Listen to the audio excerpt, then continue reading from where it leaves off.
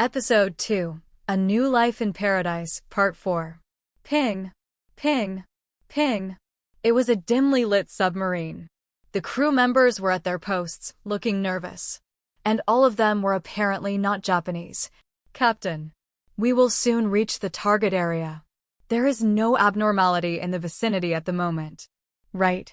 All right, shut down the engines. We'll navigate silently from here.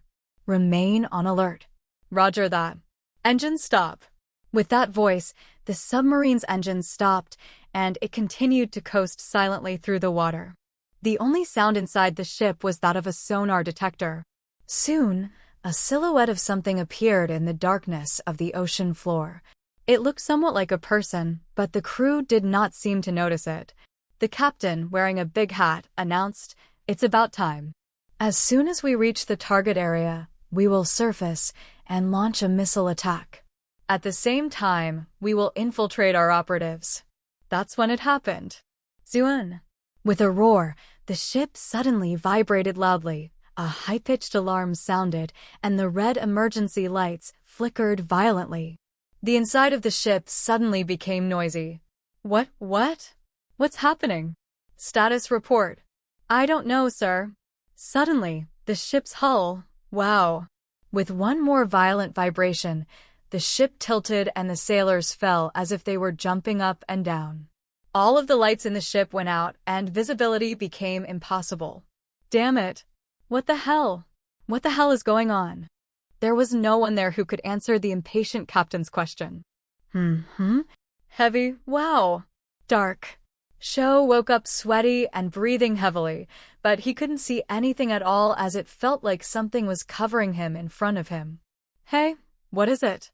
I think my luggage has collapsed, and then he felt a soft, warm touch on his hand as he moved it. What? Then he realized.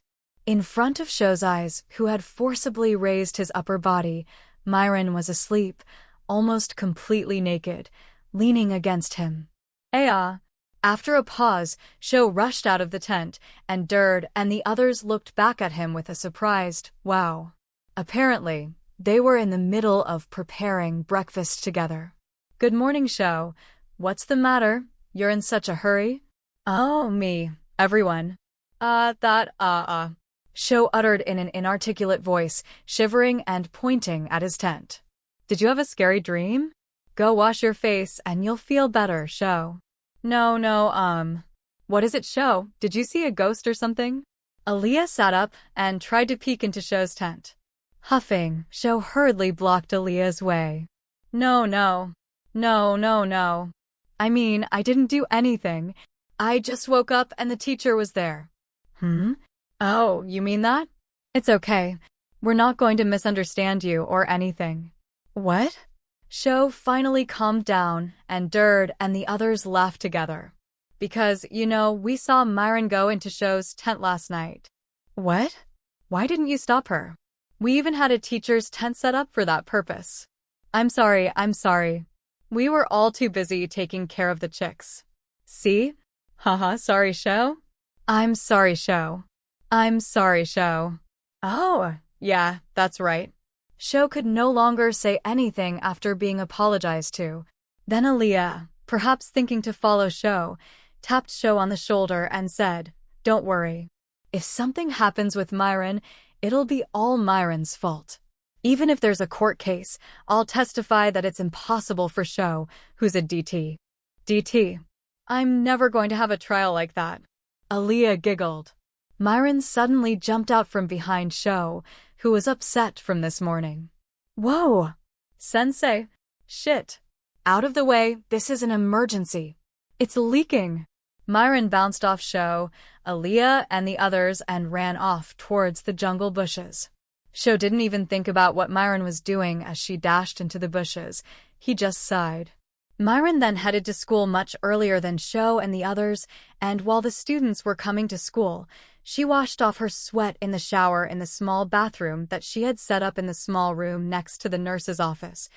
And when she returned to the nurse's office completely naked, she was just about to start putting on her underwear when she noticed something. What caught her eye was the LCD monitor of the computer she had left on. There were several online news reports on it. She paid particular attention to one of them, and while she was completely naked, she operated the mouse and opened the news article. I see. She mumbled, and the image photo in her eyes was of a certain submarine, stranded on the coast of the United States. That day, the school was abuzz with talk of chicks, P and Pio. The reason was that Dird and her friends had brought the incubator to school. What do you think, Sho-chan? Do you think you can raise the chicks? Oh, Tommy. I'm not sure yet, but I think I've been made their daddy, so I'll do my best. It was while they were having lunch in the school cafeteria that Sho saw not only Dird and his classmates, but all of them crowded around P and Pio's incubator, cackling. It was there that Tommy spoke to him from behind. Ha ha, that's a good mindset. But what do you think?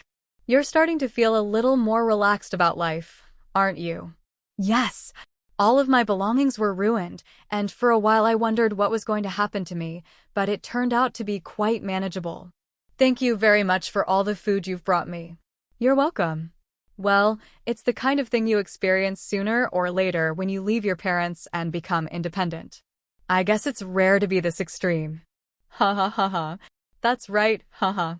Sho laughed wryly, and then he let out his honest feelings. But I haven't been able to be independent at all. Since I came to this island, I've always been helped by Dird and the others. I feel a bit bad about that. I might not be able to take care of P and Pio by myself. Oh, I see.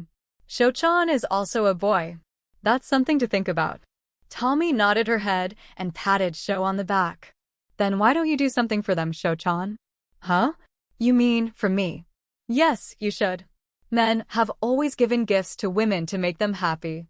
I like surprises, too. It's important to get a gift that you didn't expect to get. A gift from? That's a good idea, thought Sho, who still had all the money from his part-time job. But he didn't know what to give them as gifts. Tommy smirked and continued. Sho-chan, didn't those girls want something before? Huh, you're so dull.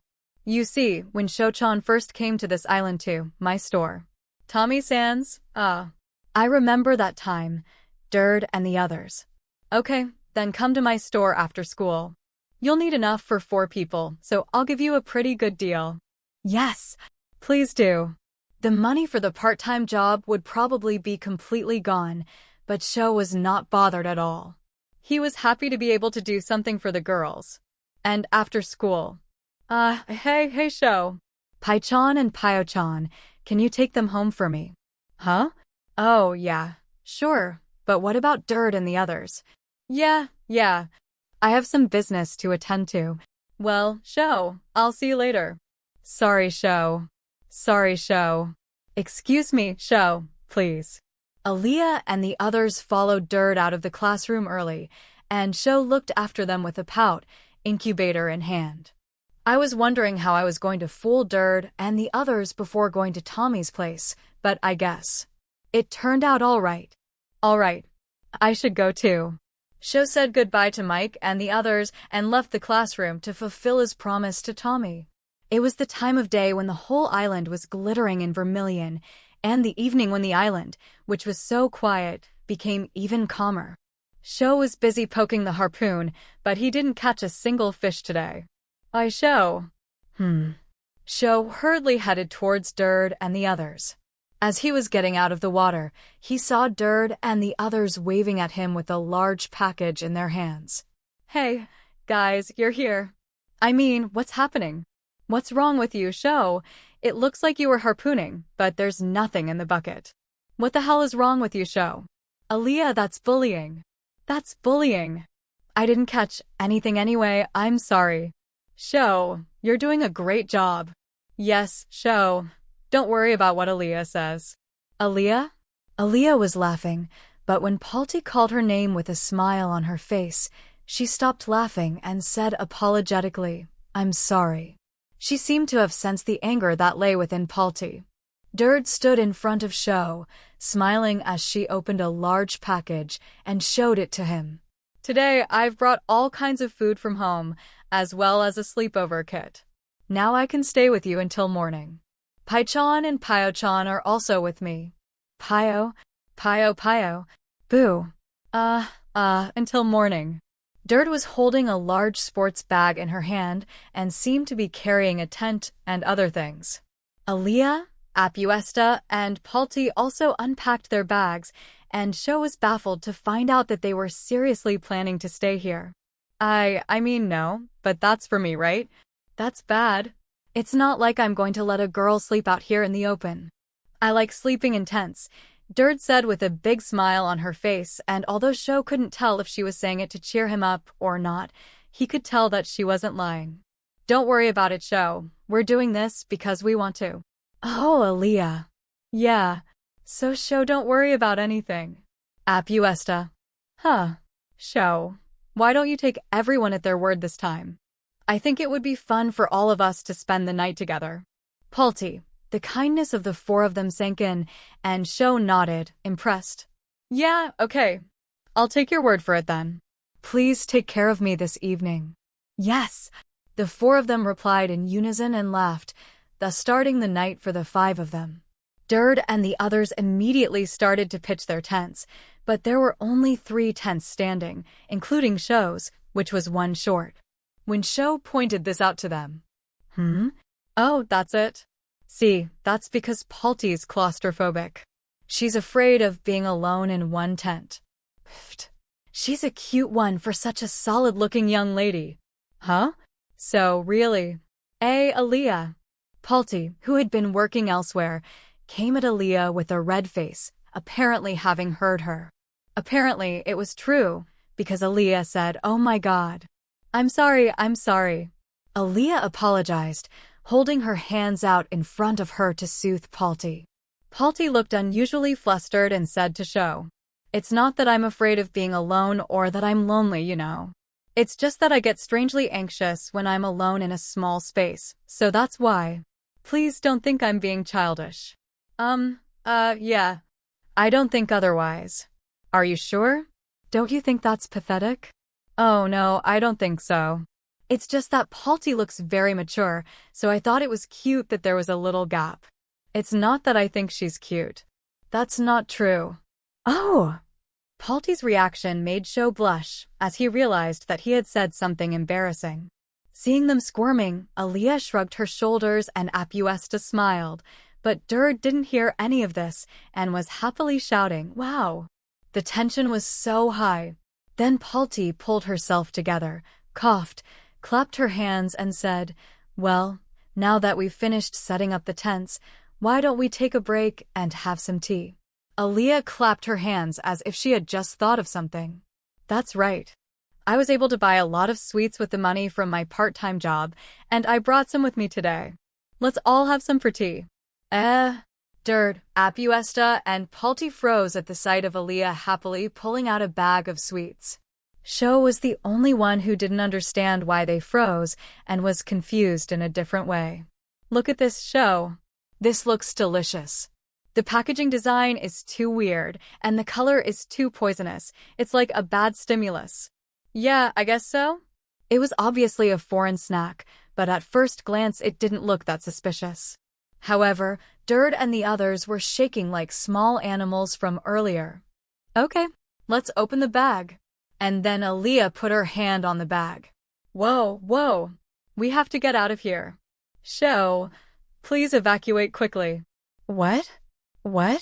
For some reason, the 3 of them started to run away at a frightening pace, and Sho just stared at Aaliyah and Dirt, not understanding what they meant. Pio-chan. Dirt noticed the chicks and rushed back, grabbing the incubator and trying to escape. But it was already too late. Poof. The bag of sweets Aaliyah was holding opened with a loud pop, and a strange colored smoke came out of it. At the same time, a terrible smell covered the whole area. Gaha. Kaya. Sho is dead. Oh! P and Pio are convulsing too. With the distant screams of Dirt and the others still in his ears, Sho lost consciousness and passed out. In the midst of all this, Sho was sure that he saw Myron's luxury cruiser running out of control, splitting the sea and raging through the waves. It was approaching at a tremendous speed, with the sound of a roaring engine in the distance. Aaliyah, you little. Sho and the others were deflated by the spirit of Myron, who seemed to be in a rather serious mood. Myron pointed at her cruiser and said, "What are you going to do?" "My ship's gone up to here." "No. Didn't think the smell would get to Myron's ship." "Shit. Don't talk back to your teacher." The stench of Aaliyah's open sweets reached Myron's nose as she was moving the ship, and she nearly fainted from the unbelievable smell, and made a mistake, cruising up to Sho and the others' tent. Now, there was no way to get back to the sea without a major overhaul. It's unfortunate that the gas was so volatile. Ugh. I'm so glad P and Pio are safe. Palti mumbled as she placed her hand on her forehead. Dird, still holding the incubator, was in tears and Apuesta was nodding off, looking much worse for wear. Aaliyah seemed to be the only one who was okay. What they found out was that the bag of sweets Aaliyah had brought was a special type of fresh pastry that fermented inside, and during the fermentation process, it produced a terrible smelling gas. The smell was so bad that Sho fainted. "Are you okay too, Sho?" Yeah. I saw a flower garden for a moment, though." "Haha. Sho, take it easy and get some rest." "Yes. Thanks, Apuesta." With the help of Dird and Apuesta, Sho woke up after his first near-death experience. He rubbed his still blurry eyes and took a deep breath to get some fresh air. The smell was already gone, and he could breathe without worry. Well, Myron, some sacrifice is unavoidable. We've got all this good food to eat. Everyone, just think of it as an ordeal and endure it. Life is a journey of overcoming trials, isn't it? Aaliyah, you're not sorry for anything, are you? Whoa! Come on, Myron, eat this and calm down. Aaliyah said, shoving her hand into Myron's mouth with a bag of sweets. It was a poisonous purple color. Maguga? What the hell? How is this delicious? Myron blew out a huge amount of sweets and continued to scream. She ran off somewhere while continuing to shout strange noises. Sensei. Myron first crouched down in front of a small fountain and rinsed her mouth out over and over again. After that, she munched on some herbs that seemed to be growing nearby, chewed them like gum, spit them out, and rinsed her mouth again, over and over again. The sight gave Sho a creeping sense of the horror of that candy. Oh, I remember when Tommy said that we shouldn't buy any sweets that come into this island. Yeah, that's one of the ones rumored to be the scariest. Apuesta mumbled, I guess that's why Dird and the others ran away as soon as they found out. Remembering the part-time job, Sho now understood the meaning of Tommy's words. Apuesta, you're the one who sold it. What is it? It's not safe to eat, is it? It's some kind of new chemical weapon or something. It's been confirmed that it's not harmful to the body. But there's a warning on. A warning? Give me that. Aaliyah. Oh! Aaliyah was snatched up by Myron with a bag of candy. Myron stared at the bag, pinching her nose with a grim face, and read the sentence written on it. What the hell? To be opened with P4 level protection? Huh. What the hell is this? Aaliyah. You didn't read this, did you? You didn't read it. Sorry. The font was too small. That is not an excuse. Myron seemed to be really upset. She must have tasted something unique because she was always so aloof and angry with tears in her eyes. Sho was curious, but he couldn't bring himself to eat it. Shit. This stuff is not something people should be eating. Really? Even though it tastes so good. When Myron handed the bag back to her, Aaliyah put the bag to her mouth, shook it upside down, and devoured the entire contents in a flash. Aaliyah's expression was bright as she chewed on it, and she seemed to really think it was delicious. To everyone's horror, Aaliyah had brought 2 bags of it with her. We'll keep it under lock and key. Palti and the others had stored the other bag in a case, or rather, sealed it, and were going to bury it in the ground. Aaliyah stared at it in frustration, but she couldn't complain since she had caused so much trouble. Oh no. I went to a lot of trouble to get that. That's pretty expensive, huh? Ugh. I mean, Aaliyah, your mouth stinks. What? Seriously? Oh yeah, I forgot to use this. Dird pointed out, and Aaliyah swallowed the odor-eliminating pill that came with the pastry bag and sprayed her mouth with a small mouth deodorant. Good. That should do it, right? You're not normal when you have that stuff on you. Sho and the others deeply agreed with Dird's cry. Anyway, this was how the stinky candy case was successfully solved. More importantly, the problem is this. Apuesta murmured as she looked at Myron's cruiser nearby. Sho and the others could only look up at it and say, indeed. Haha, it's really amazing. I wonder if the rocks around there are like a runway. I mean, isn't it more amazing that Myron is unharmed? Shit. That's not for you to say, Aaliyah. Oh, please calm down, Sensei. What are you going to do now? You can't just leave this ship here. Palti intervened between Myron and Aaliyah, and Myron bared her fangs for a while, but then sighed and said, while holding her head. Well, repairing it and getting it to the ocean would be a massive undertaking, and it would take a long time. It's no use. Let's just live here. Sho was naturally taken aback by the two sudden words. He wondered what kind of disturbing thing he could suddenly say. What? I'll pay Shokun the land rent, so you don't have to worry. No, that's not what I meant. But you see, you're going to live on this ship, aren't you? What about your house? Home? Oh, you don't have to worry about that. There's a harbor facility on the coast near the branch school, and I use this ship as my main sleeping place while borrowing electricity from the facility. In other words, this ship itself is my home. What? You've been living on this ship? Well, it's true that a ship of this level would be equipped with most of the facilities. Sho was surprised to learn the truth, and Aaliyah was convinced as she looked up at the ship. She had always liked machines, and apparently, she was interested in this ship as well. But I don't want to be asked to live here out of the blue. I mean, my parents are planning to come here too. Oh, I forgot to tell you that your parents have decided to live on the mainland until their house is built here. And there's still no word on when they'll be able to build a house here. What? Is that so? Yes. And yes. I'll give you this boat as a thank you when the new one is ready. How about that? I think that's a great deal, don't you? What do you mean? But isn't this ship pretty expensive? Well, yes. If an average Japanese businessman were to be reincarnated 4 or 5 times, his lifetime wages would be enough to buy it. So expensive. It's insured. Next time I'll get a bigger one. Ignoring the shocked Sho, Myron mulled over the idea of building the next ship, but it was no longer something he could follow. Hey, Sensei. But when will that new ship arrive? That's right. If we order and build it now, it will take about 2 years if all goes well. 2 years? Wait, Doctor. Wait. Time. You're going to build it now? Are you going to stay here until then? Time. Because it's not mass-produced. It's custom-made. There's also the matter of the interior, and shipbuilding takes a lot of time. Until then, we'll be your neighbors, okay? Shokun. No. So, Aaliyah, you know a bit about machines, don't you?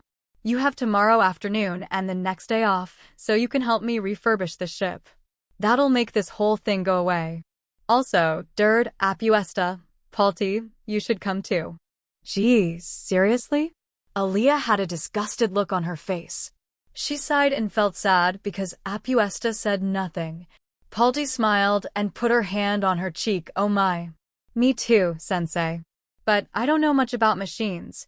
Dird, you're strong and will make a good helper. Besides, if I live here, you can stay on this ship whenever you want. That way, you can play with Shokun all the time. Yes, I'll help you. Hey, don't be so quick to be tamed, you simpleton. Aaliyah lightly slapped Dird's head as she got into the groove, but Dird still smiled happily and said, "Ehehe." Aaliyah said, "You're such an idiot." Now that that's settled, I'm going to go arrange for the lifeline to be installed. Myron then took out a small folding bike from inside the boat and rode off towards the port village on it. An hour later, Myron returned with Minamata, Tommy, and a few old men who looked like craftsmen. It was already dark outside, and the ship was illuminated from below by the powerful lights that Myron carried. "Hey guys, I thought I heard a loud noise, but I guess that's what happened." Saying this, Minamata seemed to be calmly analyzing the unusual situation of the cruiser being boarded up and thinking about how the construction should be done. "Minamata-san, what do you think? Is it impossible to put this ship back in the sea and use it anymore?"